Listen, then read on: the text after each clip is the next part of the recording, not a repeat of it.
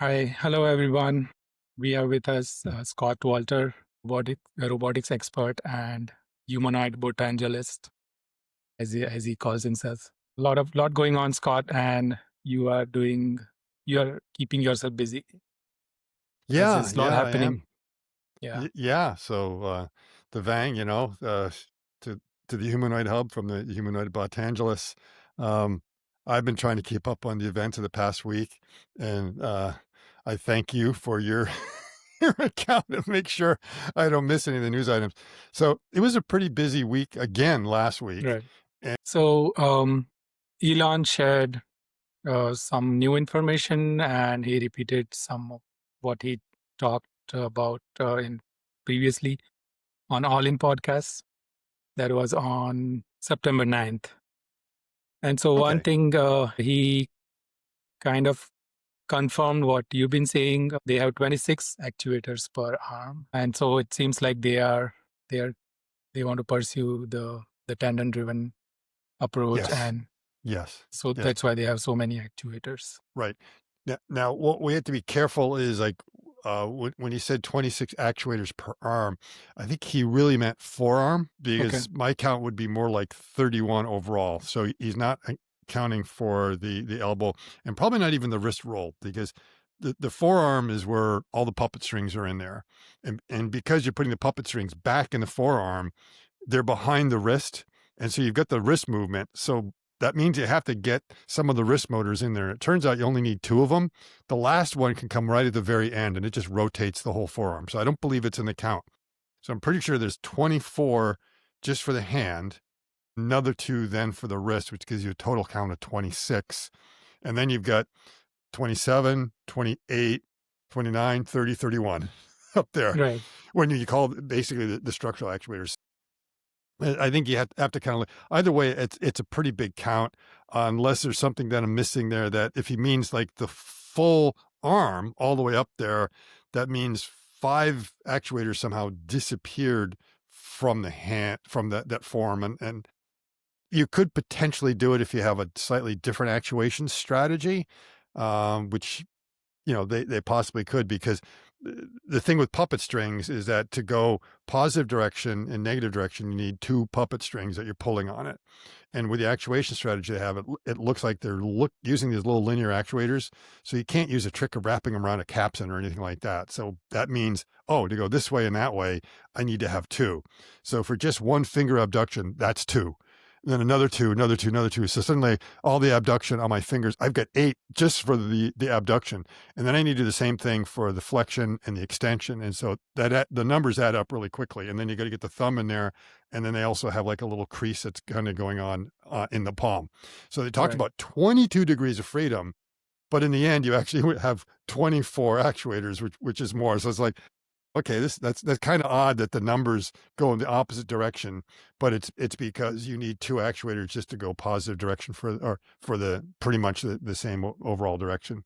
So that's the one thing that's interesting. What surprised me a little bit about his comments is that um, he did say that they have not um, finalized the design, and I thought they had already done that because some earlier post kind of gave me the impression. So that kind of shocked me. That's like they Right. still haven't finalized V3. Right. And that means if they haven't finalized the design, it means they're really not building something yet. They may be starting to build some of it, but there's still a lot of other stuff they're going with, which means the idea of seeing like version 3 at the shareholder meetings, like, no, no, no, no, that's completely off the table. Um, and even by the end of the year, I think it's low probability that we see something unless someone leaks something very early or some designs, but it's going to be really late into the first quarter of next year before potentially we would see a reveal of this, because even if they get the hardware up and going, there's some training that has to go along with it. So it could be a while. So that's telling me the time frame has shifted a little bit more Right. because of it. And I was also, I'd say, a bit concerned when he said they're still struggling. It's like, Right. whoa, wait a minute. That I hadn't heard that before. So that tells me Right. that it's not like next Friday they're going to say, okay, design lock, we're ready to go. It means there's still some issues they are trying to work out. And he made it sound like it's like, well, most of it's in the hand. There's still some finalizing in the overall design of the rest of the body. Right. And that tells me, and he has said this previously, that pretty much nothing from the Gen 2 design will be left over in Gen 3. So Right. it really is a head to toe kind of difference. I think that means the linear actuators are out. So that's like half the actuation strategy right there. They'll still be, they've already modified the way the wrist works. So they're still using linear actuators, but they actually changed it a little bit. So that's already a change up that's definitely different that we can see from Gen 3. But what I think it means is like from the hip down, there could be major changes, and they may not have also the linear actuator for the elbow. They may go directly for it. The shoulder will probably be something similar unless they come up with some interesting ball and socket or spherical actuator. I'm not sure Mm. that they have. They'll probably be, it won't look at all like the version 2.5. That I'm pretty sure. Right. Yeah, I was expecting version 3 reveal on Yeah. November 6th. And Oh, but well, I was they expecting version 3 last year because that was kind of the impression we had a year ago in the mm, springtime, that there would be something by the fourth quarter of 2024, December, that they're moving in at. So now it's basically about a year later than that expectation. And I'm trying to think if now the last time we spoke, I'm trying to think, was the Benninghoff video already out there? video was not out when we recorded it, Okay, but okay. when So before that, we got to back up. Is there's because remember there's version 2, and then there was like the Golden Optimus that came out, right, and there was a lot of chatter that must be version 3, and it was like no, basically it's still Gen 2 with a new paint job. And the arms that were on there were not like anything. They literally were mannequin arms. right, And there was a little bit of a difference. It's because Elon had hinted about this idea of there being a version 2.5 out there. So it had been right, hinted before. And I said, that's not 3, that's 2.5. And a lot of people said, you don't know what you're talking about. And then finally it was revealed, yeah, that's actually 2.5. And 2.5 is the pilot version. So if you look at the pictures of the pilot production, you will see an image of an Optimus bot on there that looks similar, but there's something different. Like the torso looks a little bit different. Basically, what you'll see, and it's hard to see here because it's been colored. I'd say that they have what they call a bib torso. So in other words, you'll see these lines of the plastic that will come over here. Those have been actually shaded black in the picture to resemble right, the current Optimus, which does not have a bib torso, just as a kind of a standard one. So there right, was some refinements in the pilot version of the pilot production plant. And right, those are probably the ones that rolled off the line. Because I'm thinking, well, we've never seen those. Why aren't they putting them to use? So it looks like they finally decided to put them to use, but again, they were having problems with the arms or the hands. So they probably went ahead and said, well, just throw something on there for now, and let's get that LLM integration going. So we got a team over here. They got to do a bunch of LLM integration. Let's just give them an Optimus bot and just work with it for having it walk about in the office. The right. other thing is that, remember in that Benninghoff video, it was walking around without a lanyard. And what's something that these bots tend to do every now and then? Trip and Fall. fall, right? Yes, You know, and when you fall, like you as a human, when you fall, typically you put your hands out to break the fall, right?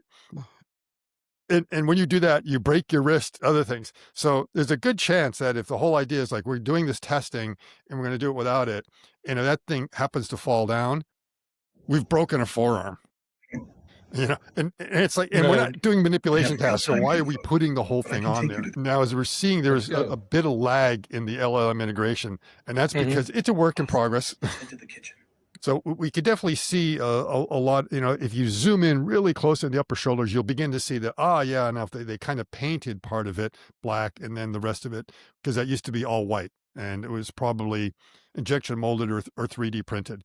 And the packaging around the hips is a little bit different. The covers and all.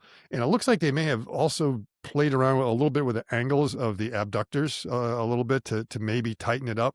So those were the refinements that they made in version 2 to get kind of that 2.5. And Right, it was lagging on the integration because these things just happen. I'm sure they were not saying, "Hey, guess what? Mark Benioff's coming today. Make sure you've got a demo that's working really great and perfect." It's like he's walking on down there. Some guy has just like he's just uploaded the latest build. He hasn't having a chance to test it out, and suddenly, guess what? It's going to be posted online. So I would not read Right. into anything about the level of it of the integration at that point. Right. And the same thing, we can make a mockery of the hands, but there was really solid reasons on why you wouldn't put it on there. And in this picture, do you think the hands are real and not mock-ups? Or Yeah, so these I think these are CGI. Some people think CGI? those are real. Others think it's like it's kind of it's slightly photoshopped in a way. So it could be there were some real ones, and then they kind of. But there's just something about the shading and other stuff that kind of hit me. Is like this is not a normal picture. There's been either touch up or CGI. The hands could be, and the reason we say that is because we already saw those hands back at last November, and Right. I'm not sure what the issues are since then. Grabbing the tennis ball. And the hands on that bot were definitely better than the Gen 2 hands, and it was much smaller. I mean, you just kind of look at it. So if they've managed to get that working, it's just, what they're probably struggling with is either getting the reliability, being able to train it, some other little things that they're trying to work out. But I'm not surprised that they would be heading towards something like that. So coming up with it that way is possible. Now, that's clearly much better than the bot we saw at We Robot or the hand we saw at Robot, which was kind of fat. It was Right. because that was a very early prototype of demonstrating that. So they've taken it, scaled it down a little bit, and so that's possible. My feeling is that may not be the real hand, but that is what the design right now is indicating it will look like. And that's not Gen 3. I mean, that's it's still version 2.5. Who knows what Gen 3 is going to look like. Right. And then there was a big announcement from Tesla's board of directors Yeah. on September 6th that Elon's famous pay package. And the thing we are interested in is the 1 million bot delivered. Yeah. And wasn't there a Right. year on that by when? This is a 10-year plan.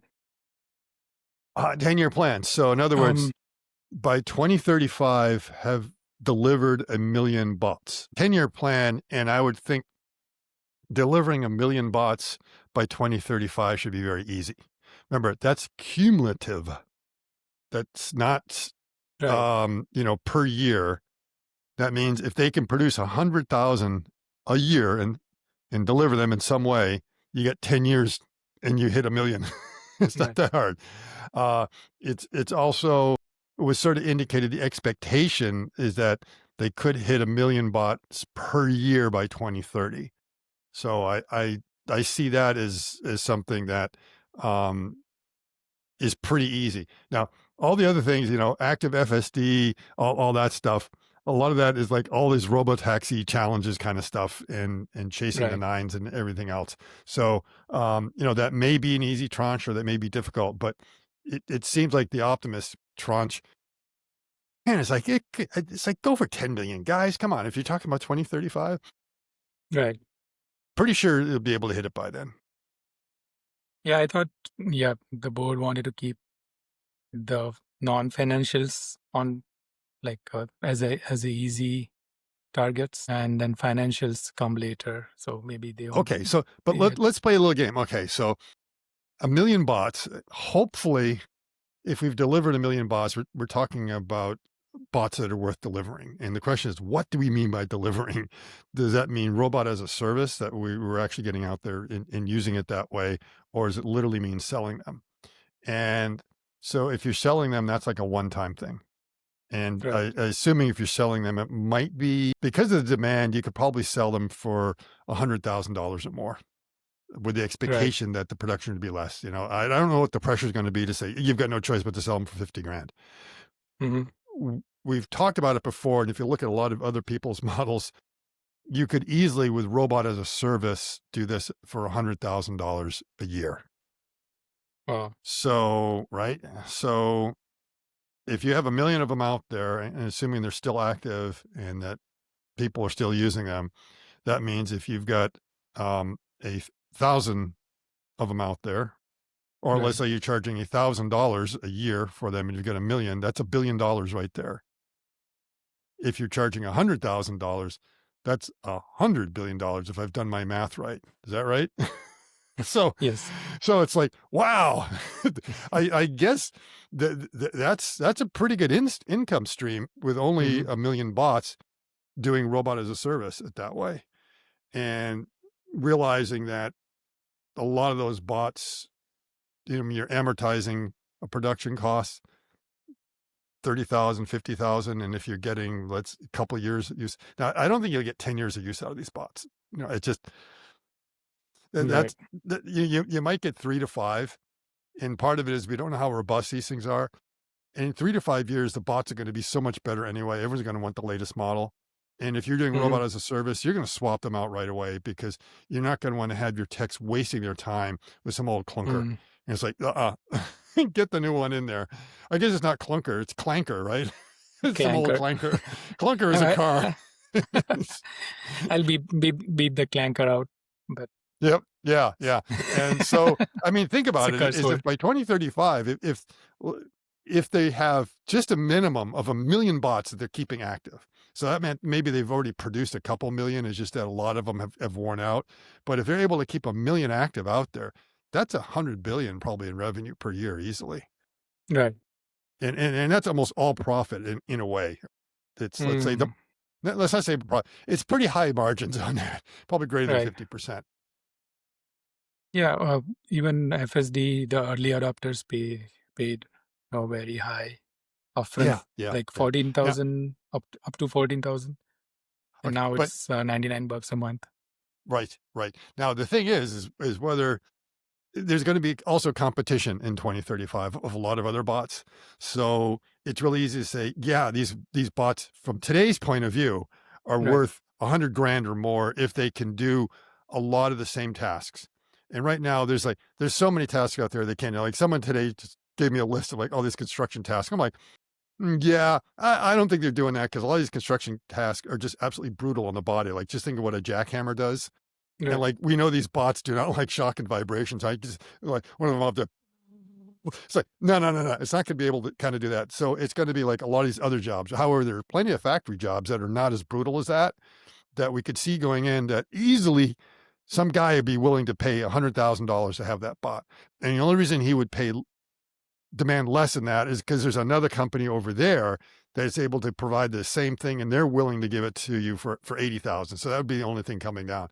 But assuming that there's still this insatiable demand for a couple of years, and by 2035, maybe the demand is cooling off because supply has kind of risen. Maybe it comes down, but I would think at that point, we're talking about way more than 1 million bots anyway, is Right. the reason why the prices are coming down. Right.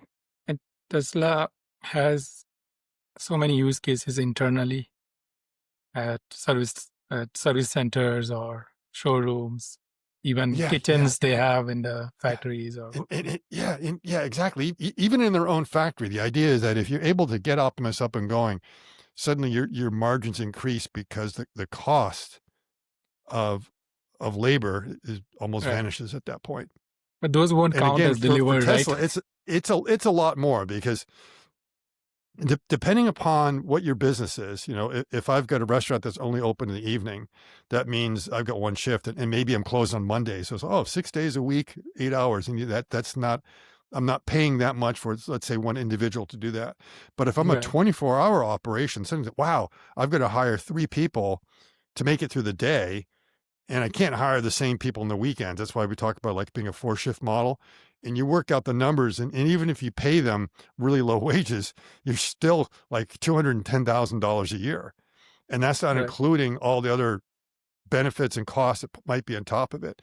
You go into Tesla and say, they're not paying minimum wage, they're paying much higher. And then you get break rooms, you get parking lots, you get all these other things that you need to maintain, as well Right. as the benefits on top of it. So easily they're looking at maybe $400,000 for let's say not one employee, but for like the 4 employees that are needed to keep it as a 24/7 operation. So those Wow. companies will see that, yeah, that's an incredible amount of value. And then Tesla will just say, oh, okay, we'll go ahead Right. and put that in there and drop our cost down. Unless, I mean, this could also be an interesting thing. Do they, what is it? They say basically rob Peter to pay Paul, or pull the money out of one pocket and put it in the other. Because Right. they might have like this Tesla services division where they literally, like, Tesla has to compete for Optimus as well. So it's like, oh, wait Right. a minute, you've got to kind of do an internal rent and then moving that thing around, but again, that's going to be part of the overall concern. Okay, yeah. Yeah. And yeah, so would that count as a delivery towards 1 million cumulative or not? We don't know. Well, I guess, I mean, if you could consider it as a delivery, um, especially if you do the payment between it, and that's kind of typical. A lot of companies will have something like that where you have like a service branch which is providing benefits to another, and there's like these internal transfers of payment. So that, yeah. So the question is that external, or no? It's going in there and it's actually helping the bottom line. So that but I think a million, yeah, that's a good question. Is it a million bots I don't think Tesla needs a million bots themselves. How many No. employees do they have? I don't think I think I think 100,000.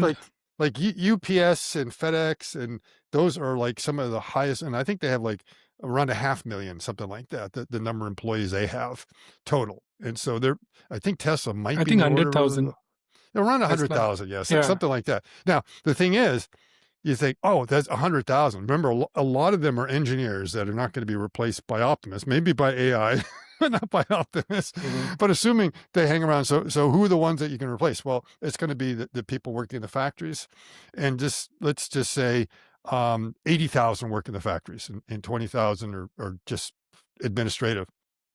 Well, if you're looking at a 4-shift model, you got to divide it by 4, and that means I only need 20,000 bots. Yeah. Yeah. So it's not gonna be a one-to-one. The only reason you would have more bots is because they're so much slower than the employees. You need like 3 bots to do the task of one person, but I don't think that's gonna be the case. So the thing is, the better these things are, the fewer they're actually gonna be needed. So you just cannot say, "Oh, you've got 100,000 people, the 100,000 bots are going in there." So 20,000, yeah, Tesla can't absorb 1,000,000 bots themselves. So, Mhm. all of them are going to be going outside. They're gonna be doing something else. Right. Right. I mean, maybe within the whole organization, maybe somehow Tesla grows and there's 100,000 that they would somehow need everywhere. But then again, the employees that have all that is sales and service and solar and everything else. Maybe the energy vision just goes like gangbusters, and you need all these optimi to keep Right. everything running. Yeah, that was a surprising thing that Elon's tranches did not include energy at all. Yeah, that's Mm. interesting. Right. That's quite interesting. I would think that would. Maybe they want to spin the energy division off because it's kind of doesn't fit the abundance. It does fit the abundance Yeah, it does. It future. does. Yeah. I think it's a Yeah. very important part of the, Mhm. accelerate the transition to renewable energy. Um, I mean, it's been partially disappointing. Obviously the mega packs have been doing really quite well, but the home solar, it's been a bit of disappointment that the solar tiles haven't really taken off. And part of it is roofing is just a tough business. People don't realize how tough it is. And that simple roofing is not too bad, but if you look at most Right. people's homes, they have, especially people that can afford this stuff, the architects just make the roofing like really hard to do. They got all these corners and weird angles and stuff like that. So it's all the finishing work that has to be done. So if you just got a nice flat roof, yeah, that's really easy to take care of. But then the reality is that when you start seeing how most people's houses are, it's easier to put these roofs up when it's under construction. It's a lot harder when you're retrofitting on an existing house. So, Right. yeah, I'd like to see that kind of turnaround a little bit more. That's been, I guess, the biggest disappointment. Right. Yeah. And last week there were trifecta of figure announcements. The first Hmm. one raising $1 billion, which which we heard about it 6 months ago, but it officially got closed and Yeah, at the yeah. valuation of 39 billion, which Yes. is kind of Yes. crazy. So the thing to remember is that usually when you hear that someone is raising, it's like it's first been announced that they're doing it, and it doesn't mean that they have that's their intent to do it. And usually it takes anywhere from 3 to 6 months before they're able to close that. And Right. so we weren't surprised to hear. It's just a question of like when they were going to close it. And a lot of people are just wondering, have they closed yet? Have they closed yet? When's that going to happen? And it may have been that it was tied bit around this because while there's 3 announcements, all 3 announcements included Brookfield. So the first announcement is like they were one of the partners that invested in that billion-dollar round. Right. And then the next day was the announcement of the data collection with Brookfield. Right. And then the third day was talking about Go Big in cooperation with Brookfield. Right. So I think a lot of the announcement was around there. Now, what was your overall feeling of how this announcement was received? I think it was received positively. I didn't see enough excitement for this part that I'm highlighting here, which Yeah, is yeah, it's not yeah, that it figure's gonna send robots to collect data, a teleoperator. right. It is the humans collecting data wearing wearable cameras, probably. And I think it is the partnership is that the workers at Brookfield facilities will help in collecting data while doing their day-to-day jobs, which is way easier than having a dedicated person, going around and doing similar jobs just to collect data. So if it's just organic data collect just collected from first person perspective, that could be really game changing. Yeah. What did you It, think about yeah, yes. the whole thing? It, so overall, I have to say that um, the news was received positively, but not enthusiastically. Probably because Hmm. unlike some of the other figure announcements, usually there's been a video kind of going along showing the robot doing something that's got a lot of people excited. And this is one of those really kind of banal kind of press announcements that everyone almost yawns at unless you read it really closely because it could be really big. It just doesn't sound like it from the announcement, and that is data collection. We all know that data collection is very important. Right. And it sounds great, but we're going to have to see the results, how it's really working. There's, I think, a lot of problem with data collection. Part of it is it's just hard.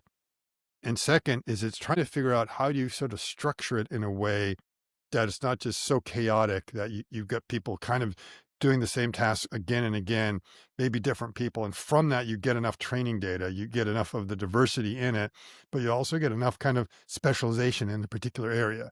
And it could also be that rather than just like randomly handing out to anyone, it's like you're giving to people who are professionals who maybe already know how to do something.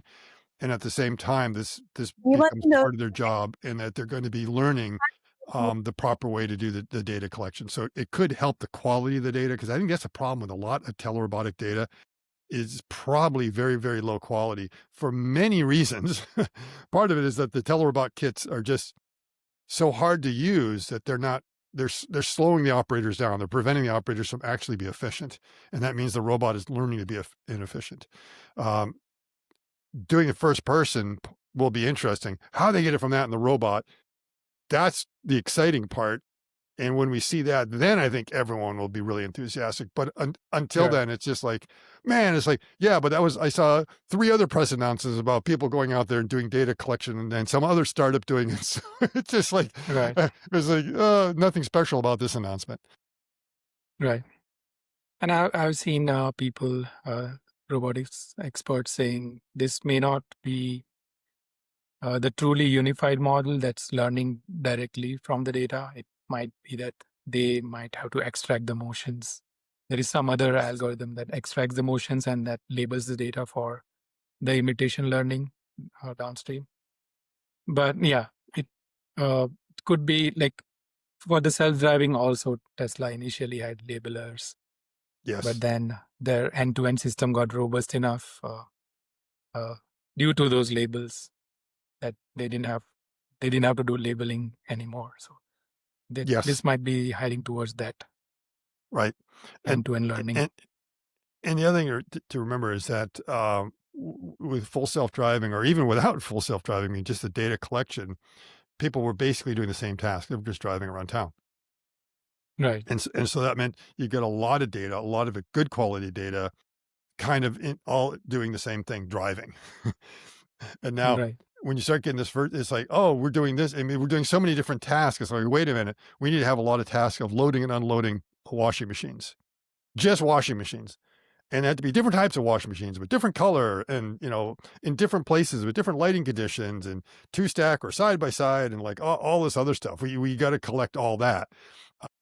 And that becomes a much harder because what are the tasks all these people are doing all day? It's too chaotic. right. And when you're getting driving, it's like, oh, it's pretty clear. You're on the road. You're obeying certain Mhm. rules. So yeah, I think if you can duplicate something like that, but it becomes very, very hard. And of course, the difference is that when you were driving, you were driving the car. You were, in a sense, teleoperating the car. The car had Right, cameras on it, and it could see what you, the driver, quote, teleoperator, were doing. But now it's a little bit tricky because you're just saying, oh, okay, let's pretend we're a car or a robot. This is what we think we're going to see. Now, how do you transfer that embodiment? And a lot of it's going to be the quality data. I don't know what kind of headsets they plan on using, whether it's something like that, but I think it would have to be something that's going to really collect good quality data. And the other thing is you're going to want the operators to make sure they maintain some sort of consistency. Like, make sure you're looking down at the task. Don't look away while you're doing something like that. No, we've got to really see what's going on to make sure we have a camera suite on there. So I don't know how you manage all that. right, The other thing I wonder is like from a lot of this, imitation learning, which some of them are doing, or maybe RL. Um, the robot is really faithfully trying to do how it was taught. So if it was taught to pick up something really slowly because your teleoperation kit was really slow, it's going to do the same thing. So that's why they look like they're hesitating, is because the teleoperators are hesitating because they're right, having such a hard time. But if you now start taking things like mannerisms into account, that you have some operators that are doing something, um, you know, someone was like walking out in the poison ivy in the weekend, and now he's out there teleoperating. He's got an itch on his forearm, and he's just constantly scratching that itch, or he's going over and doing some task. You can just imagine the robot's going to pick that up, or if you have some right, tick or just some other thing like that. So they have to be very careful as they go through these training sets that people be just something. It's like I'm wearing a hoodie and the sleeves are a bit long, and I'm always like rolling up my hands. It's like, oh, it's down again, and the robot. That's going to start doing the same thing. So this is something that they're going to have to figure out how to get out of that data, part of the curation, and to make sure it's like, okay, guys, when you're doing this, make sure you focus on the task and don't, don't something like what I'm doing. I'm sitting here and I'm constantly pushing my glasses up, you know, and the robots are just going to start doing that now. It's like, wow, yeah, let's go ahead and do that. So it's gonna be a challenge, the first person, point of view kind of stuff to right, make sure you extract that out. right. And figured showed some progress in the learning directly from human. They can prompt the robot with natural language, and the robot walks around. They haven't shown the manipulation yet, but they have shown that navigation is possible with learning from human data. Yes. Yes, and I think what they were kind of showing was it looked like the humans first walked in with the cameras and maybe identified, "Hey, this is the fridge," or maybe they just looked at it, they just kinda walked around to where it is, and then from that, they were able to build sort of a map in the head, and now it knows that. So now you just say, "Go here, go there," because as you see, Right, they're all kinda walking around, and perhaps they were either identifying objects, or at least making sure you could sort of see it. So it kind of pre-map the environment, and now when it's in there, it knows where it is. The other thing is to see how clever they would be themselves that if it's in the room, to say, I want you to go somewhere. It's like, oh, I haven't been in this room before. And then just do a scan, and from the scan to see whether you notice, and then from there be able to plot something. But right. it may have been that from their navigating around, it was able to build up some kind of map of how you get from one point to another. Mm. Yeah. Yeah. What else did we have this week and last week? Uh, Mm, I so Yeah. there were several new hands that came out. Any that kind of struck you as interesting? The Wuji hand was the most interesting because it was covered in the gloves. Initially, I thought it might be the tendon driven because Hmm. the movements looked so natural. Turns out it's direct drives on the Yes. joints. Right. Yes, yes, and it's a rather interesting approach to it. So, you're right. A lot of the rather dexterous hands we've seen out there are wearing a glove, so we don't know what's behind it, and sometimes we can kind of guess by looking down at the wrist area that, oh, they have tendons going up there. There's some others that were direct, like the Dexel hand, the Dexel Apex hand, the Alex hand. You could see that they were tendon driven. Now there are non-tendon hands out there that use linkage mechanisms with generally the drives actually in the palm. And then using a series of linkages that you're able to do it. And there are some others that have attempted to use micro drives, but they're actually pretty weak. So when we look at this thing here, it's like, oh, it doesn't tell me anything. It just looks like some sort of glove covering this. Right. Nice and dexterous. Okay, it can do a bunch of things, but how does it do it? Here we see how it does it. Right. Um, it's not tendon driven. I mean, you can look as close as you want to it. It's not. What's going on is that, and they even say in there, it's like rotary drives, 20 joints, 20 actuators. So there's no tendons moving it around, 20 degrees of freedom. Actuators are not actually at the joints. So when you see that's frozen there, you can sort of see where the dip and pip joints are up there, up the top. You will notice sort of those little black screws which identify where the axis of rotation is. That's not actually where the motor is. They do not have a teeny tiny little motor in there. Others have tried that, Mm. and usually the motors can't be that teeny tiny. They have to be a little bit bigger, and they can't provide quite the torque that they want. So it looks like the actual bone or the phalanx or phalange that builds up that part of the finger is actually made from the motor itself. So the motor's doing a couple things: is creating the structure, and you've got those two rings there that are kind of in the middle. That's probably the motor sections. One of them might be the motor. The other one, maybe it's a controller. And then on top of it is kind of is either, well, there's a reducer in there. I'm kind of conflating a bunch of things. Like there's a reducer and there's something that takes the spinning motion along the axis of the finger and rotates it 90 degrees. So you have to have an output shaft that's rotated 90 degrees to it. So you have to do that some way. And you're going to need some kind of little transmission system that does it, kind of like, the differential in a car. It could either be a bevel gear or it could be a worm screw that does something like that. But somehow they're taking that rotation. And it's possible that they have between that and the motor, also a planetary gear system or something like that to reduce the speed. So in one case, you need to get the leverage down or increase the torque on the output. And the other thing, you got to turn it the other way. And they could be one and the same, or they could be separate units. So depending upon what your gearing is, maybe that gives you enough, or you have to do a little bit more. And then below that is just probably what connects to the phalange below it. so that's a little Y yoke. So basically all those segments are put together almost like little Legos to create a section of your finger. The very top part, the phalange at the top, you see it doesn't do anything because the one below it is the one that's rotating it. And then that one, which is we call usually the middle phalange, the one that's below the distal, that is being carried by the proximal below it.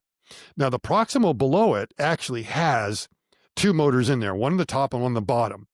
One to get that pip joint, and the pip joint is basically the knuckle in the middle, that one right there, to rotate again through the same little tricks. And then the other one is turned around the other way to face down. So now that part's actually carrying itself. And you can see a section in there, which is the section that connects the two motors together. So you need something to get those two motors together.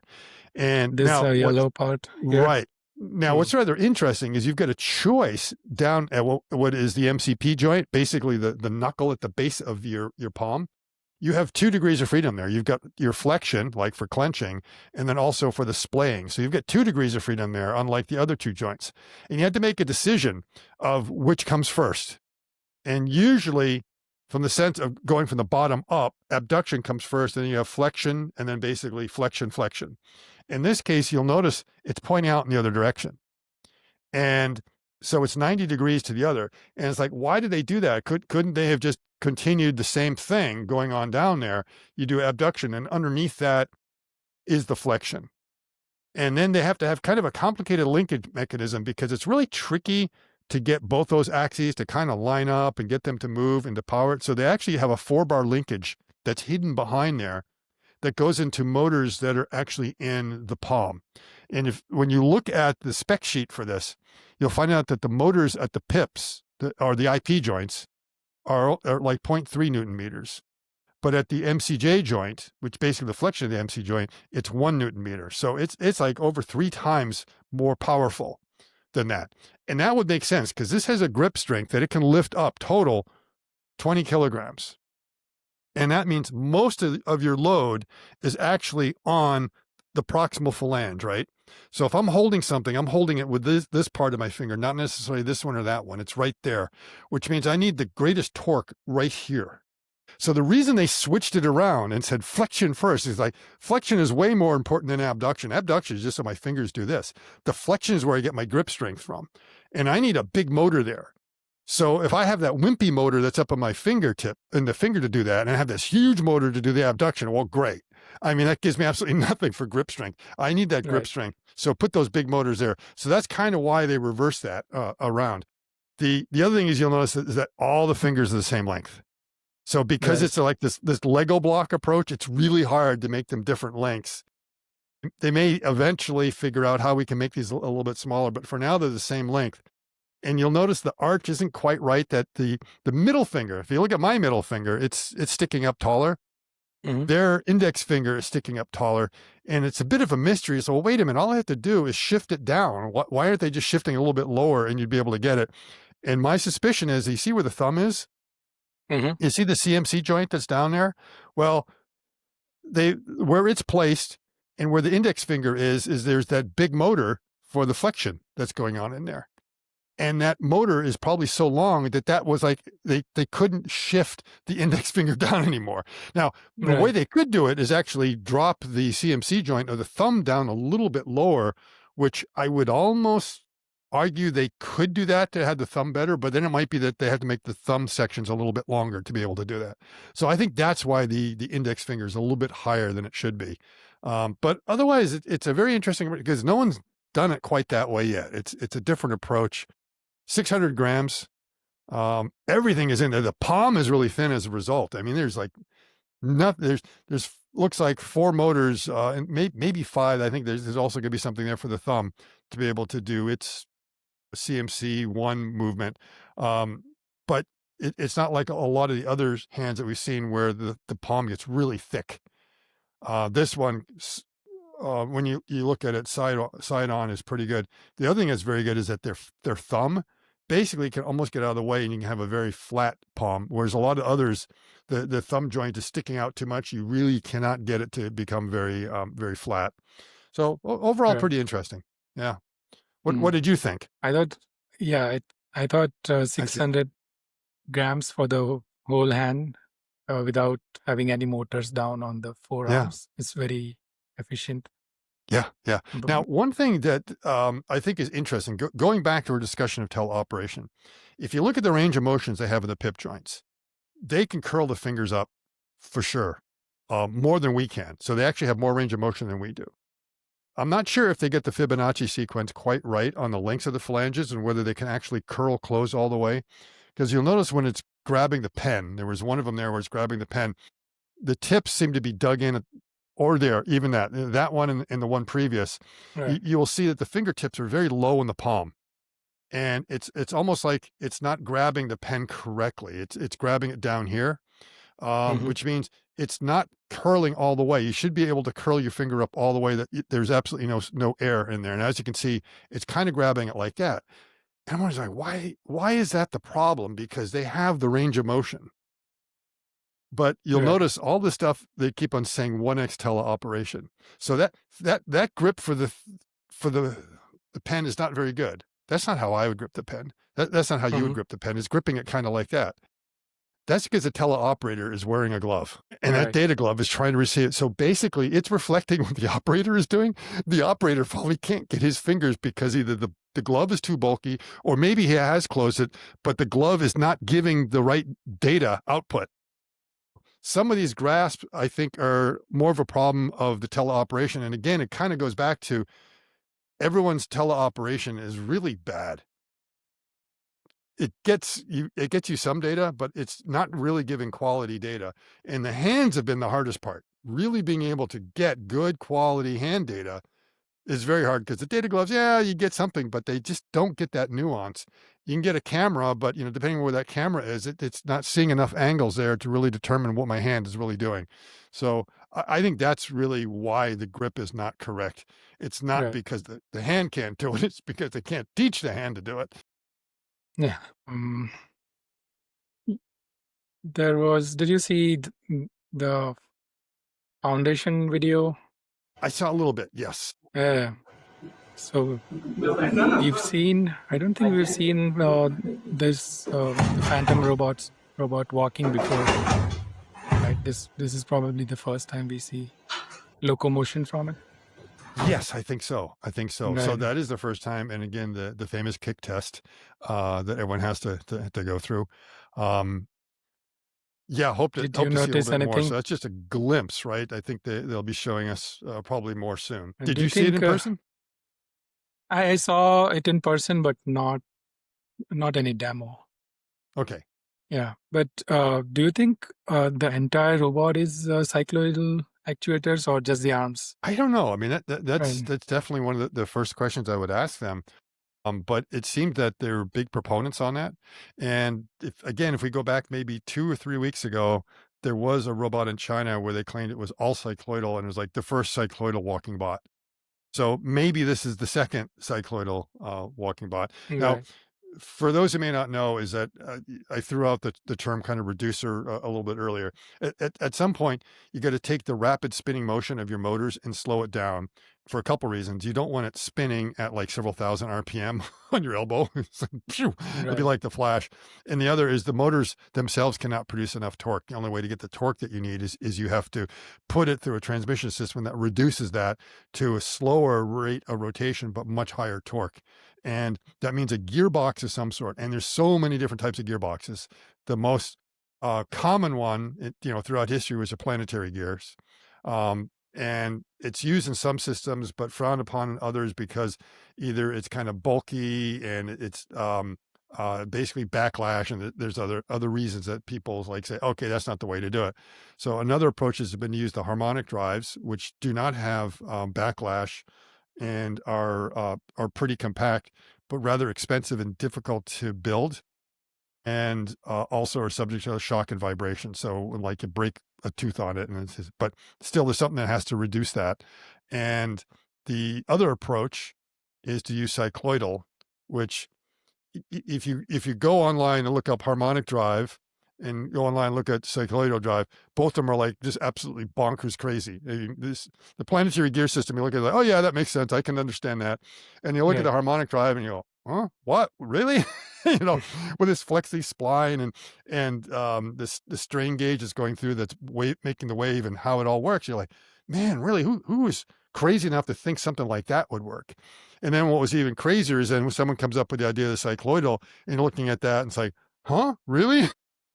I don't see any gear in there, but it's a really strange shape that works, Right. and it has some pros and cons.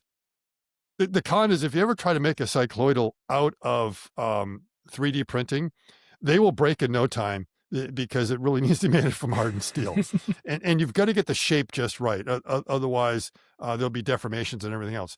But if you get the shape right, it works. The other thing is that it was a few weeks ago, I was talking to someone in my meta glasses and texting back and forth.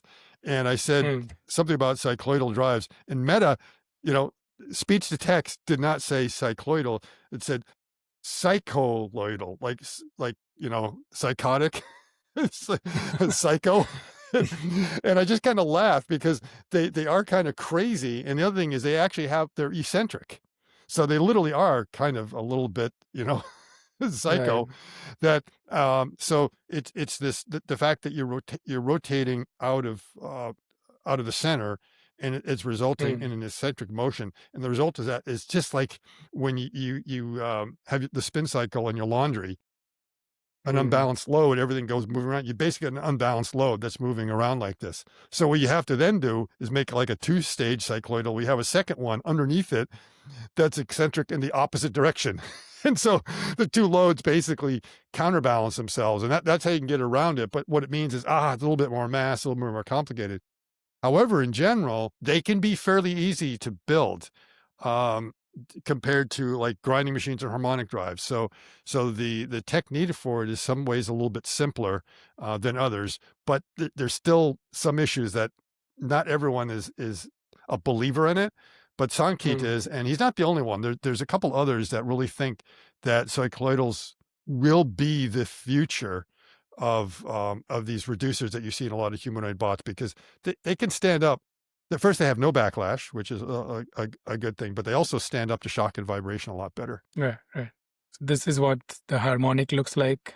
The Yeah. one of the gears inside Yes, has a different, like it's not perfectly circular. It's kind of exactly. And oval. what's worse is that you have the outer ring is a perfectly circular um, gear, Right. and then you have the inner one, which is it's not really a gear itself. It's an elliptical shaped kind of shaft that has 2 points of contact, and it goes around. In the middle is this flexi spline, which is a very thin piece of metal that kind of has some teeth on it, and it's being And that has been deformed. pretty common in industrial So as it applications for a long moves time. around, And the you'll big see, reason that and is that's why it it has causes zero a backlash. strain wave.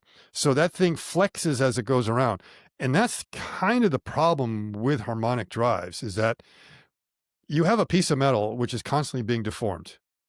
And that Mm. means you get heat loss. And in general, the best efficiency that you can see out of these things is about 70%. Now, I think cycloidals are much higher than that. They might be like in the 90% area. So harmonics are 70%, which means 30% is going where? It's going into heat. Mm. And as we've heard, there's been a lot of overheating problems. And the thing is, the reality is like 70% under ideal conditions. A lot of times they're doing a lot worse. And I actually saw a chart the other day that just floored me. It was showing me the efficiency as a function of temperature. And I was like, I didn't quite understand this. And it showed that, it got its best efficiency at higher temperatures. And then at really cold temperatures, the efficiency would be down like 20%. I'm like, why is the Interesting. efficiency so bad when it's cold? And then I realized, like, oh, it's because the metal is cold. And because the metal is going through fatigue, right? So cold metal is much harder to bend than warmer metal. So that would make sense. Mm. So if you have it in a cold situation and that flexi spline is trying to flex back and forth, it's putting like more energy in it, try to get that thing to flex. So you literally want to warm the thing up. You need to get it. Yeah. And once it gets kind of warm up, then it's a little bit softer and it moves around a little bit better. But to me, that was like, wow, that shows you how inefficient these things are, and why everyone would like to find a solution that's better than just a harmonic drive. Right. And along with the fact that these are pretty expensive to produce as well. Mm. Right. Yeah. So I think it's interesting to see that there are a lot of companies that, if you and me were going to start a robotics company tomorrow, say, okay, let's start a humanoid bot company, FOMOing out there. It's like, everyone's going to do it. We're just going to do it. Right. Mhm. And the first thing you would say, that's kind of crazy right now, because first, everyone else has got a much bigger war chest than us. Don't worry about it. We'll take care of that. It's like, okay, how are you going to compete against these things? You've got to come up with something that's a differentiator. You've got to have a thesis that's a little bit different. So if you're just going to do the same thing as one of your competitors, you're not going to have a chance. So you need to think about tacking in a different direction than the fleet. And a lot of us said, well, we think they're wrong with their drive strategy. And we think we have a better way, and we're going to go ahead with that. And we think that's going to be the differentiator, or something with AI data collection or something else. So, I think that's part of the reason why Foundation was formed, is that it had nothing to do with that we're trying to be an Optimus clone. Now, speaking of an Optimus clone, last week there was another company called Kepler, which I'm not sure if it's pronounced Kepler or Copier or Kleptoler. because they literally are a clone. I mean, they unabashedly just say, "Yep, we're absolute copy of Mhm. Optimus," and they showed their bot. And I don't know about you, I was like completely underwhelmed by their demo because the bot was walking so slowly and everything. And I think my comment was is like, this is what happens when you copy the wrong student's homework. Okay. Is that there's absolutely nothing impressive about this. Right. And that what they've shown is what Tesla has discovered. And this is why Gen 3 won't look at all like this, is that at first this seemed to be a pretty rock solid design. I thought, oh, there's a lot of interesting things. But as you build these things, you begin to discover, oh my goodness, we can't get this thing to walk very fast because neither them or Tesla have been able to go much more than 1 mile per hour. All their walking has been really, really slow. And a lot of it might just come down to the leg actuation strategy. There just seems like there's something there that's difficult to work out. So I think they're discovering pretty much the same things as Tesla. So it's like two teams working on the same design, and guess what? They find the same bottlenecks, the same issues. They are going all in on this, saying Oh yeah, we are yeah. mass producing this, Yep, yep. powered And the other by thing is like Tesla's they hybrid. showed the parts list and I was looking at the linear drive saying, okay, there's more than one way to do a linear drive. You could do like ball screws and some other ways of being able to do the linear drives. Is it an inverted roller ball screw or is it a normal type?